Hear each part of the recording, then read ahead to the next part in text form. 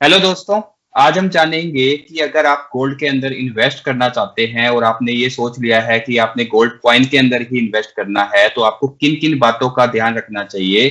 7 important बातें हम discuss करेंगे जिसमें आप हम ये बताएंगे कि गोल्ड कॉइन में इन्वेस्ट करने के क्या क्या रूल्स हैं, कहाँ कहाँ पैकेजिंग जो गोल्ड कॉइन की इंपॉर्टेंट होती है उसको कैसे देखना चाहिए और कहाँ पर बाय करना चाहिए, इसके बारे में डिस्कस करेंगे। तो आशीष जी, जैसे हम वीडियो स्टार्ट करते हैं, आज हम जानते हैं कि गोल्ड का प्राइस क्या है, उसके बाद फर्दर डिस्कस करते हैं। बिल्कुल विनय जी, ज्यादा समय नहीं लूंगा। दिल्ली, मुंबई, कोलकाता, हैदराबाद, गैंगटोक, बेंगलोर, सभी इंपॉर्टेंट सिटीज आपके सामने है। 22 24 कैरेट दोनों का प्राइस आपके सामने है। इनफैक्ट आप जिस भी सिटी में रहते हैं और जिस भी दिन गोला सोना खरीदने जा रहे हैं, जैसा हम अपने सभी वीडियो में बोलते हैं, आप सिटी का नाम हमारे कमेंट सेक्शन में लिखेंगे, हमारी टीम आपको रिप्लाई कर देती है ताकि आपको उस दिन का 22 और 24 कैरेट का भाव पता लग पाए। ये आपके सामने है विनय जी, गोल्ड का प्राइस। यहाँ पर अब ये क्वेश्चन आता है कि मुझे गोल्ड कॉइन अगर लेना है तो कितनी प्योरिटी का गोल्ड कॉइन लेना चाहिए।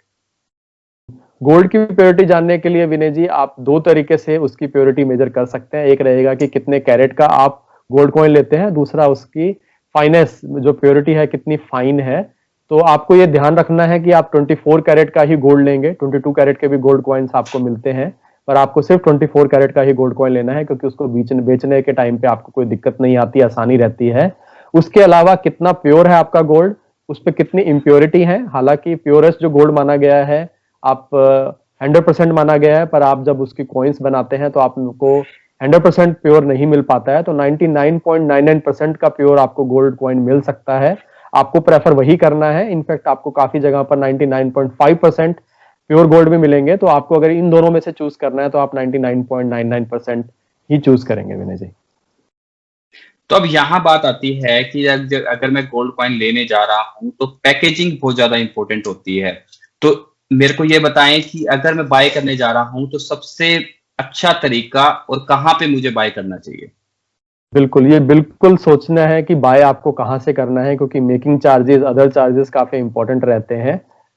और इसीलिए कि वापस उसको जब सेल करोगे तो आपको कोई प्रॉब्लम ना आए, तो किन बातों का आपको ध्यान रखना है। पैकेजिंग की बात करें, आपको गोल्ड कॉइन हमेशा टेम्पर प्रूफ पैकेजिंग में ही खरीदना है।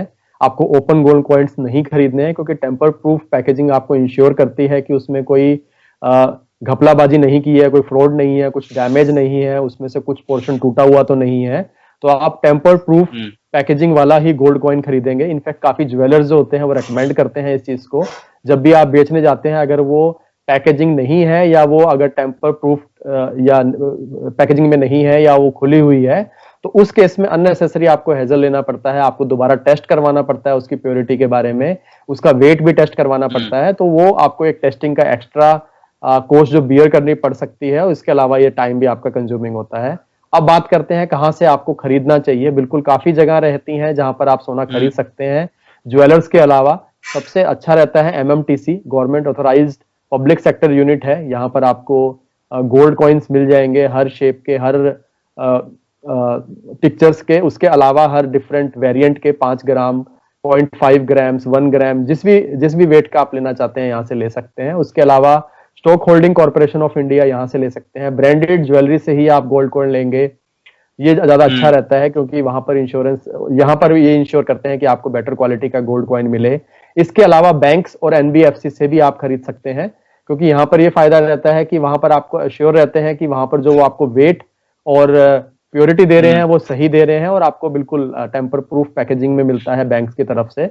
इसके बाद अगर मैं बात करूं विनय जी, हॉल मार्किंग की, ये आपको इंश्योर करना है कि आपका जो गोल्ड, अगर आप जनरली ले रहे हैं, अगर आप गोल्ड कॉइन नहीं भी लेते हैं तो भी आपको हॉल मार्किंग इंश्योर करनी है, बीआईएस हॉल मार्क। जैसा क्विकली बताना चाहूंगा, स्क्रीन में देख पा रहे हैं, आपको बीआईएस सेंटर से इस तरह से आपको 1 2 3 4 5 जैसे दर्शाया गया है, ऐसे आपको सिंबल मिलेंगे।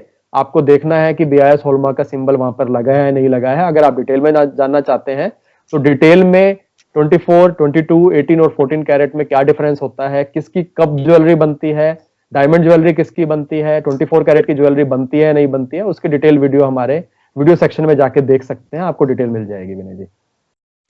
तो अब बात करते हैं कि मैंने गोल्ड कॉइन ले लिया, बट अब मेरे को यहाँ पे ये बात करनी है कि मुझे किन किन रूल्स का ध्यान रखना है और यहाँ पे जो मेकिंग चार्जेस हैं वो कितने हमारे लगते हैं। बिल्कुल, मेकिंग चार्जेस बड़ा इंपॉर्टेंट रहता है। फिजिकल गोल्ड में एक यही डिसएडवांटेज रहती है कि आपके मेकिंग चार्जेस लगते हैं, जो जीएसटी आपको लगती है वो रिवर्स नहीं होती है। इसके कंपैरिजन में हमारी एडवाइस हमेशा ही रहती है कि आप सोवरनियर गोल्ड बॉन्ड के थ्रू ही इन्वेस्ट करेंगे। आप सेकेंडरी मार्केट में उसको खरीद सकते हैं, आपको 2.5% का एडिशनल बेनिफिट मिलता है। इसके अलावा अगर आप शॉर्ट टर्म के लिए गोल्ड खरीद रहे हैं तो आप गोल्ड ईटीएफ या गोल्ड म्यूचुअल फंड भी ले सकते हैं फिजिकल गोल्ड के कंपैरिजन में।